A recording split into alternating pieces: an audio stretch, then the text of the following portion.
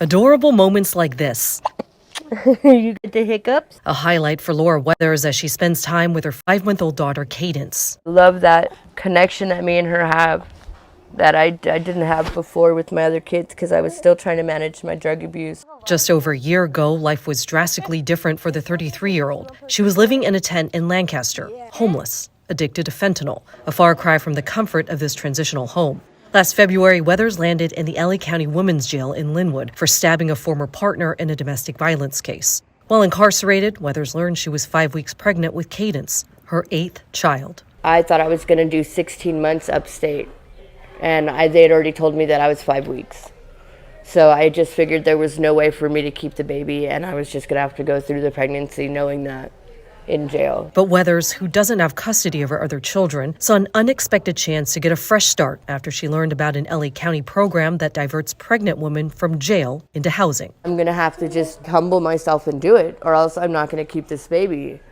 And I figured if I was in a program, they would definitely let me keep her. The county's Office of Diversion and Reentry launched the maternal health program in 2018. Manager Casey Nairn says it gives pregnant women with low-level offenses an opportunity to leave jail and go into transitional housing on probation. It meant Weathers could stay with her baby, get crucial services such as parenting classes and therapy, and stay off the streets. They have to be motivated to remain abstinent from substances. They have to be motivated to work with a case management team.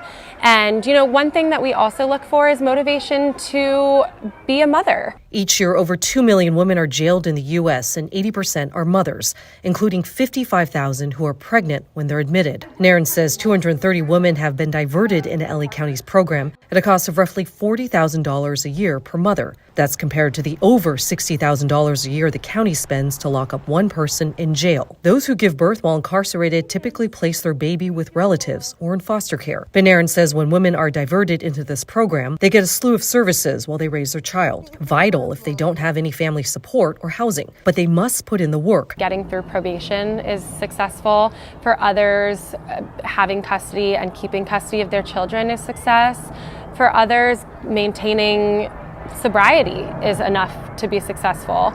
For Weathers, success is staying clean for good. She's been drug-free for over a year and hopes to move into her own place in a few months. There are people that know me as a person, and they wouldn't believe that I would have a daughter right now because of where I've been in my life. And I did it, Turning an unexpected chance into a new life.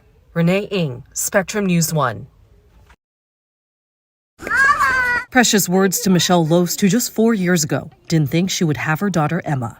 Oh, you got this for me? Loest has struggled with drug use for most of her life, been arrested multiple times, and in 2020 was locked up in the LA County Women's Jail for burglary. That's when she discovered she was pregnant with her daughter, while her older son was placed in foster care. When I was in jail, I actually asked the doctor to schedule me for an abortion because I had my son that was in foster home, and I didn't know if her dad was going to be willing to change. But Loest says she never got scheduled for an abortion. Instead, she was faced with the prospect of carrying the pregnancy to term while incarcerated. At first, I was hurt, angry, mad at myself, anger, But that changed when she was offered a spot in LA County's maternal health program run by the Office of Diversion and Reentry. It sends pregnant mothers with low-level offenses from jail into supportive housing while on probation. Every time I got arrested and I gotten clean and stuff like that, I've never been offered this type of help,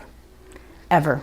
Loest was able to give birth and stay with her child afterward. She even moved into her own place 4 months ago after finishing the program, which has served 230 women since 2018. Dr. Gianna Lay is an OBGYN in LA County jails and sees about 300 pregnant women a year. She says those who give birth while in jail typically place their baby with relatives or in foster care, and pregnant women who go to jail are at higher risk for certain conditions. Substance use disorder, mental health disorder, sexually transmitted infections. They often have a history of trauma in their life and interpersonal violence. After pregnant women and incarcerated mothers are released from lockup, they face high rates of food insecurity, poverty, unemployment, and homelessness, according to the Prison Policy Initiative.